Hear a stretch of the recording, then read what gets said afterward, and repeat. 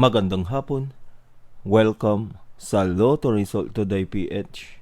Narito ang mga resulta para sa 5 PM draw, November 21, 2025.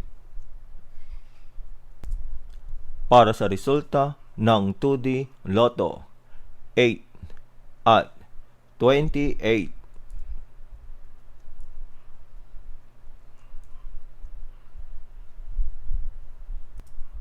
Para sa resulta ng 3D Lotto, 3, 9 at 3.